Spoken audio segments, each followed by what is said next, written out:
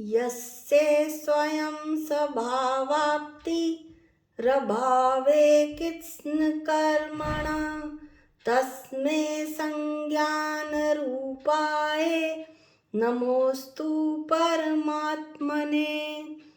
जिस आत्मा को समस्त कर्मों का अभाव हो जाने पर अपने पुरुषार्थ के बल पर शुद्ध स्वभाव की प्राप्ति हुई है, उस अनंत ज्ञान स्वरूप आत्मा को, परमात्मा को नमस्कार हो।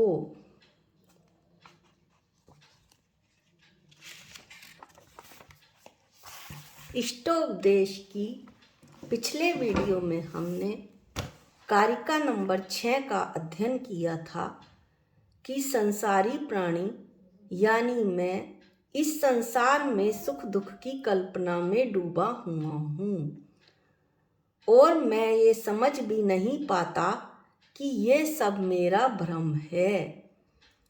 कौन सा कारण है कि मेरा ज्ञान मुझे समझा नहीं पाता कि पर वस्तु में सुख दुख देखना मेरा भ्रम है।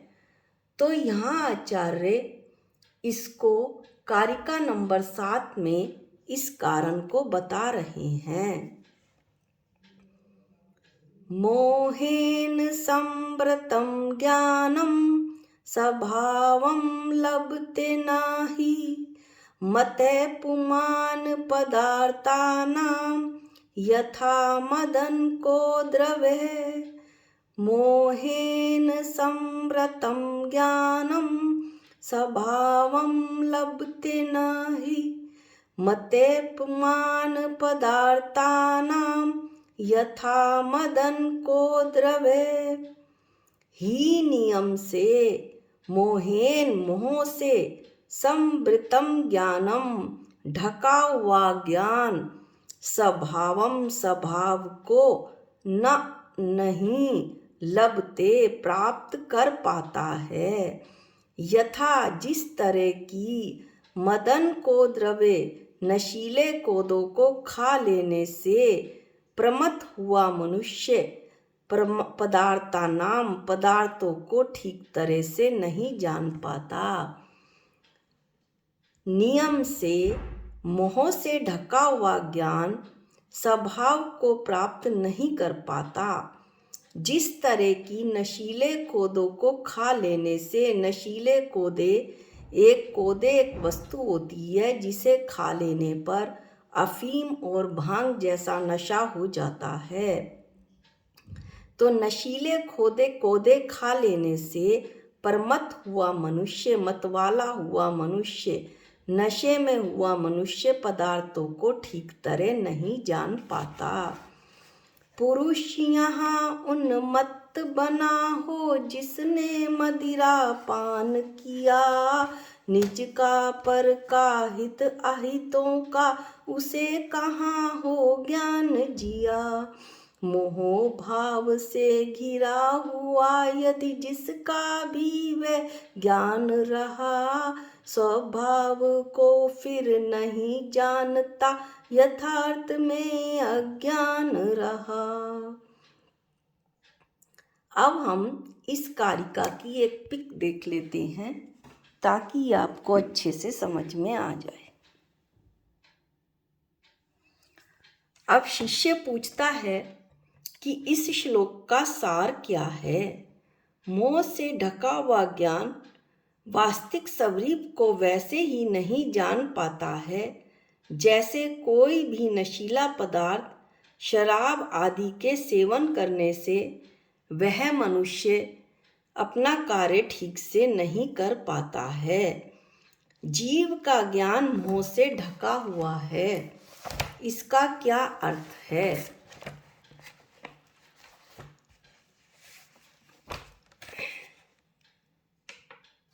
जीव का ज्ञान मोह से ढका हुआ है। जो दर्शन मोहनीय होता है यानी मिथ्यात्व, तो उस दर्शन मोहनीय कर्म के कारण मनुष्य के ज्ञान के ऊपर मिथ्यात्व का पर्दा पड़ जाता है। अपने पर्याय का स्वरूप मुझे समझ नहीं आता। सच्चे देव शास्त्र गुरु का स्वरूप मेरी समझ में नहीं आता। अन्य अन्य देवी देवताओं में मेरी श्रद्धा रहती ही रहती है, क्योंकि मिथ्यात्व जो कि एक नशे के समान है, उससे उसे वास्तविकता का ज्ञान नहीं हो पाता। 7 तत्व 9 पदार्थों पर मेरी श्रद्धा नहीं होती और मेरी मान्यता विपरीत ही होती है। मैं शरीर को ही अपना समझता हूँ। मैं शरीरी हूँ। मैं जन्मा तो शरीर जन्मा, मैं मरा तो शरीर मरा, आत्मा वात्मा कुछ नहीं। यह भ्रांति मिथ्यात्व के उदय से आई है। मिथ्यात्व के कारण मैं पर को अपना मानता हूँ। मेरा पुत्र, मेरी पत्नी, मेरा मकान, मिथ्यात्व का पर्दा हटते ही उसे पता लगता है, मुझे पता लगता है कि मेरा कोई नहीं, मेरा तो मैं अकेला एक आत्मा हूँ। 6 ढाला की पहली डाल में कहा भी है, मोह महामद पियो अनादि, भूल आपको भरमतवादी। मोह की मदिरा पीकर, अनादि काल से मोह की मदिरा पीकर और अपने आप को भूलकर, यानी अपनी आत्मा को भूलकर, मैं व्यर्थ में ही संसार में भटक रहा हूँ। अब शिष्य पुनः पूछता है कि आत्मा मोहनीय कर्म से कब से लिप्त है? अनादि काल से आत्मा के ज्ञान पर मोह का पर्दा है। अनादि काल से मेरी आत्मा है और अनादि काल से ही आत्मा के ज्ञान पर मोह का पर्दा है। मोह का पर्दा हटता है तो सम्यक दर्शन होता है व मोक्ष प्राप्ति का मार्ग प्रशस्त होता है। शास्त्रों में ऐसा कहा है कि अगर एक बार 1 सेकंड के लिए सम्यक दर्शन हो जाए तो वह जीव अर्धपुद्गल प्रावर्तन काल में नियम से मोक्ष जाता है। मोह ने जिनके ज्ञान को मलिन कर दिया, ऐसे बहुत बड़े बड़े लोग हुए हैं जिनके ज्ञान को मोह ने मलिन कर दिया था। लक्ष्मण जी का स्वर्गवास हो गया और राम मोह के कारण लक्ष्मण के शव को लेकर 6 माह तक घूमते रहे। वे लक्ष्मण को भोजन करा रहे, लक्ष्मण हो तो भोजन करें। वे लक्ष्मण को स्नान करा रहे, मालिश करा रहे। लोगों ने बार बार समझाने का प्रयास किया, फिर भी राम मोह के कारण समझ ही नहीं रहे थे। किसी ने कहा, तुम्हारा लक्ष्मण तो मर गया। तब राम कहते, तू मर जा, तेरा बाप मर जाए, किंतु मेरा लक्ष्मण मर नहीं सकता। और भी समझाने वालों को ना जाने कैसे कैसे उत्तर देकर हटा देते थे। अंत में स्वर्ग से 2 देव आए, एक जटायु पक्षी का जीव और दूसरा कृतांत वक्र सेनापति का जीव, और राम के सामने आकर उल्टे कार्य करने प्रारंभ कर दिए। एक देव पत्थर में बीज बो रहा था। राम कहते हैं, तू क्या कर रहा है? देव कहता है, बीज बो रहा हूँ। तब राम कहते हैं, बीज पाषाण में नहीं मिट्टी में बोया जाता है। दूसरा देव पानी का मंथन कर रहा था।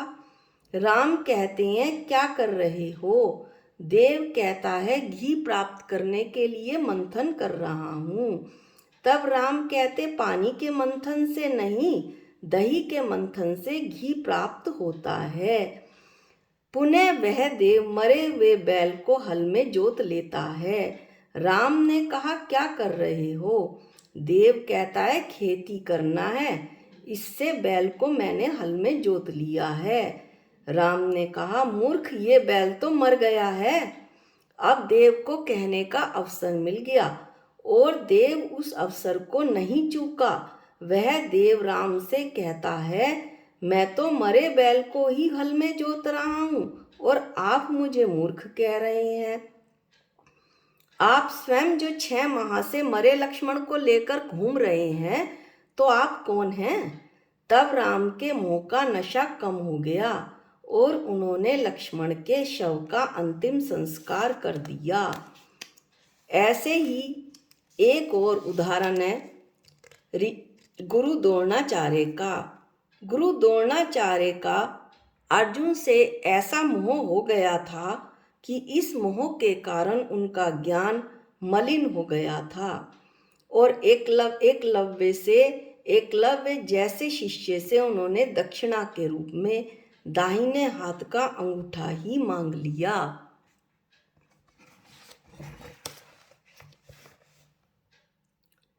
इस तरह से हमने देखा कि इस मिथ्यात्व के कारण, मोह के कारण ज्ञान कैसे मलिन हो जाता है।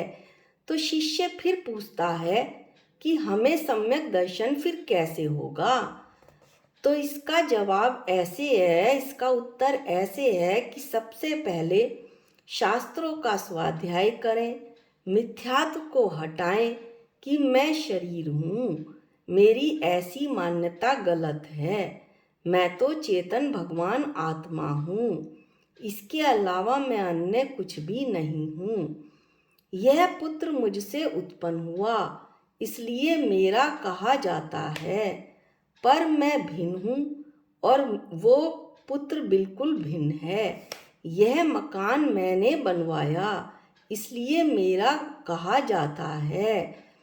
वास्तविकता में तो मैं भिन्न हूँ और मकान बिल्कुल भिन्न है। ये जो पर वस्तुएं जिनमें मैं और मेरा करता हूँ, क्या मरण के समय मेरे साथ जाएंगी? कदापि नहीं। जो मेरे साथ जाएगा फिर वही तो मेरा हुआ। मेरे साथ तो मेरी आत्मा जाएगी, वही मेरी है, अन्य कुछ भी नहीं। इस तो शास्त्रों का स्वाध्याय, गुरुओं की संगति, चर्चा करके 7 तत्व 9 पदार्थों का निर्धारण, सच्चे देव शास्त्र गुरु पर दृढ़ श्रद्धान, तब मैं सम्यक दर्शन प्राप्ति की ओर अग्रसर होऊंगा। 6 डाला की चौथी ढाल में कहा भी है,